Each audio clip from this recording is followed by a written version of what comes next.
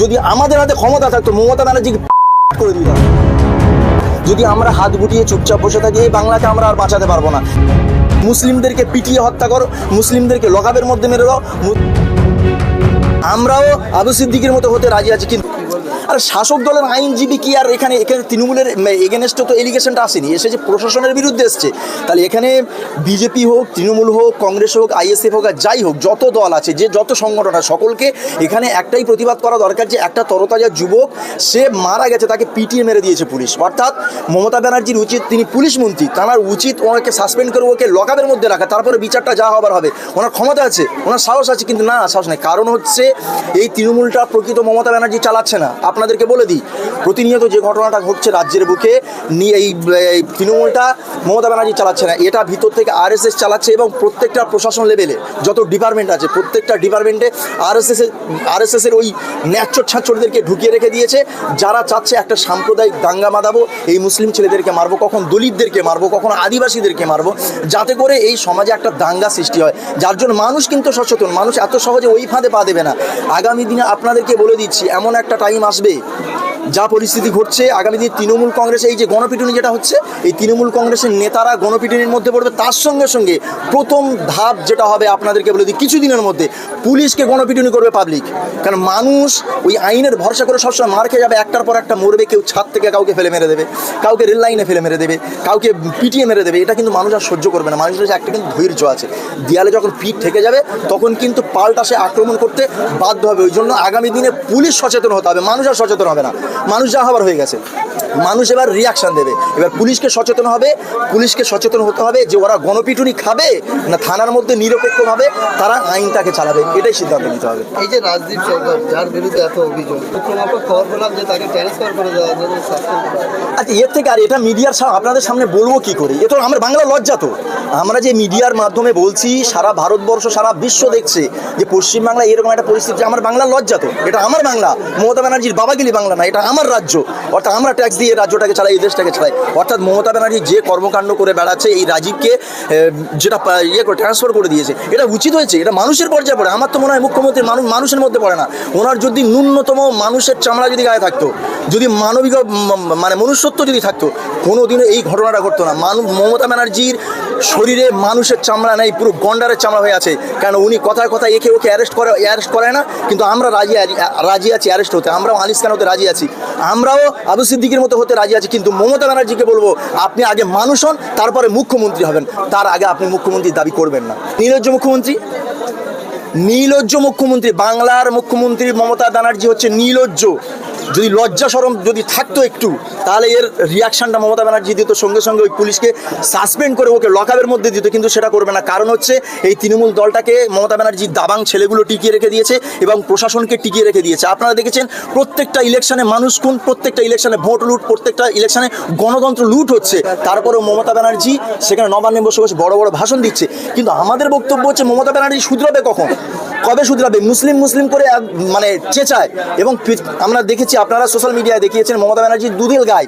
তার মানে এটাই কি দুধেল গাই মানে লাথি মারে সহ্য করতে হবে? তার এই রিয়াকশনটা এটা দিচ্ছে, মুসলিমদেরকে পিটিয়ে হত্যা করো, মুসলিমদেরকে লকআপের মধ্যে মেরে দাও, মুসলিমদেরকে সমস্ত জিনিস থেকে বঞ্চিত করো। এটাই কি মমতা ব্যানার্জি করতে যাচ্ছে? শুনুন, ব্যাপারটা হচ্ছে, যখন সিপিএম 34 বছর ক্ষমতায় ছিল, সিপিএমকে বিজেপি কোনো রকম উৎখাত করতে পারছিল না।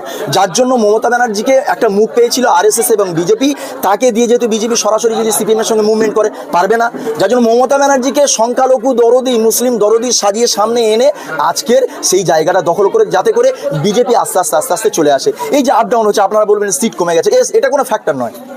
সিট কমেছে এটা ফ্যাক্টর নয়। ফ্যাক্টরটা হচ্ছে মমতা ব্যানার্জির নেতৃত্বে আরএসএস এর ক্যাম্প বেড়েছে।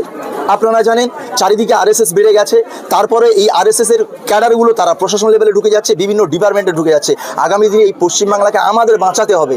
যদি আমরা হাত গুটিয়ে চুপচাপ বসে থাকি, এই বাংলাকে আমরা আর বাঁচাতে পারবো না। এমন একটা সময় চলে আসবে, আমাদেরকে দাসত্ব স্বীকার করতে হবে। আমরা দাস হয়ে বাঁচবো, যেটা ইংরেজরা করতে চেয়েছিল, মমতা ব্যানার্জি সেটা করাবে।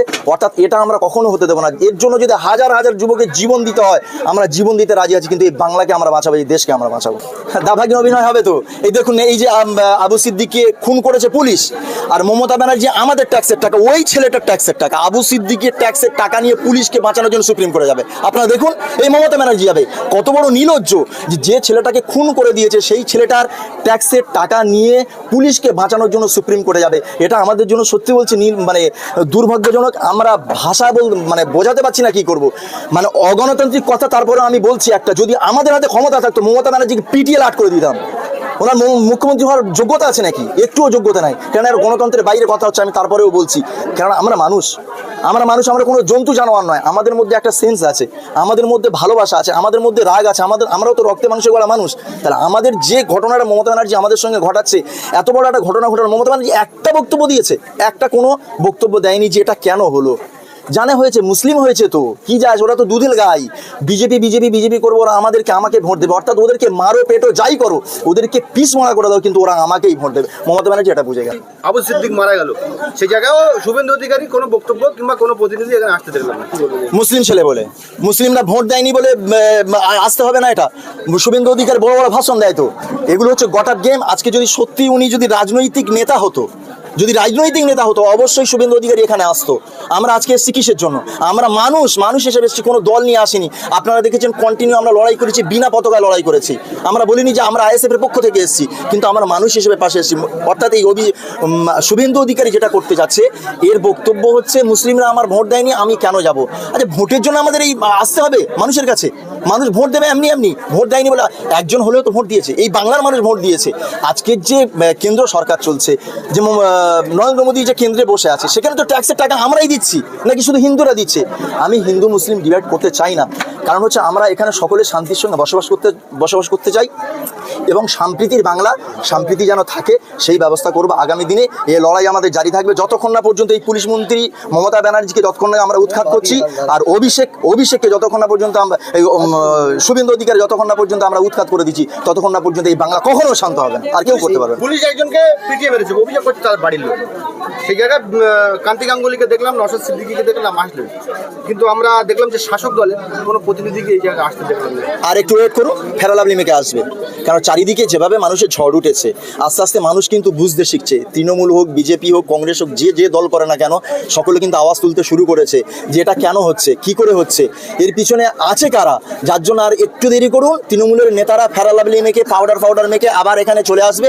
কিন্তু আমি বাড়ির লোককে বলবো যে সত্যি যদি আপনার ছেলের বিচার চান, ওই সমস্ত কি বলবো কীটদেরকে, সমাজের কীটদের থেকে আপনারা দূরে থাকবেন। বিশেষ করে আবু সিদ্দিক ফ্যামিলির মানুষদেরকে বলবো এই সমস্ত সমাজের কীটদের থেকে দূরে থাকবেন, কেননা এরাই আপনাদের কাছে বন্ধু সেজে আসবে, এই কেসের মুডটা এমন জায়গায় ঘুরিয়ে নিয়ে যাবে, আপনার ছেলের বিচার আপনি আর পাবেন না, কখনো পাবেন না। যে হচ্ছেটা কি, রাজ্যে কি চলছে, আজকে বিচার পাবো না, এটা বেশিরভাগ মানুষ জেনে গেছে যে বিচার আমরা কেউ পাবো না। কেননা আনিস খান থেকে আরম্ভ করে, এই আবু সিদ্দিক থেকে আরম্ভ করে, এরকম বহু যুবক, তরতাজা যুবক এই রাজ্য থেকে তারা চলে গেছে, কখনো গণপিটুনি, কখনো প্রশাসনের হাতে, কখনো তৃণমূলের গুন্ডার হাতে চলে গেছে। আমাদের মূলত বক্তব্য হচ্ছে, মমতা ব্যানার্জি মণিপুর করে চিল্লায়, উত্তরপ্রদেশ করে চিল্লায়, তাহলে আমাদের বাংলা তো মণিপুর নয়, আমাদের বাংলা তো উত্তরপ্রদেশ নয়, আমাদের বাংলা হচ্ছে মমতা ব্যানার্জির কন্ট্রোলে আছে।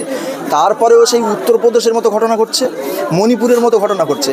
আজকে সেই মমতা ব্যানার্জি উত্তরপ্রদেশ, মণিপুরের কথা ওনার মুখে মানায় না, কেননা মমতা ব্যানার্জি বুঝে গেছে গদিতে টিকতে গেলে ভালো মানুষদেরকে নিয়ে দলে রাখলে হবে না, যার জন্য যত ক্রিমিনাল, যত দাবাং ছেলে, সমাজে যত দাবাং ছেলে মমতা ব্যানার্জি পুষে রেখেছে। আপনারা দেখুন, এই জয়ন্ত সিং, তাকেও অ্যারেস্ট করেছে পুলিশ, কি হবে, দুদিন জেল খেটে বেরিয়ে আসবে। কিন্তু ওদের যে নির্মম অত্যাচার মানুষের উপরে ওরা নামিয়ে নিয়ে এসছে, এর জন্য যদি সারা রাজ্য জুড়ে যদি প্রতিবাদে ঝড় আমরা না তুলি, আজকে আবু সিদ্দিক চলে গেছে, হয়তো আমার নিজের রক্তের কেউ নয়, কিন্তু সে আমার সমাজের ভাই, আমার দেশের নাগরিক সে। কালকে দেখা যাবে এমন একটা টাইম আসবে, আমাকে ওই মৃত্যুবরণটা করতে হবে, কালকে আপনাকে ওই ঘটনার শিকার হতে হবে। সেই জন্য আজকের আমাদের সকলকে ঐক্যবদ্ধ হয়ে এই শাসক দলকে বুঝিয়ে দিতে হবে যে এখানে এই রাজ্যে দাদাগিরির কোনো জায়গা নেই, দাদাগিরি এখানে বন্ধ করতে হবে। আর তৃণমূলের যে সমস্ত দাবাং ছেলেগুলো আছে, এদেরকেও বুঝিয়ে দিতে হবে সমাজে তোমাদের কোনো জায়গা নেই, এদেরকে উৎখাত করে ফেলতে হবে, তবে এই রাজ্য বাঁচবে, এই সমাজ বাঁচবে, এই মানুষ বাঁচবে।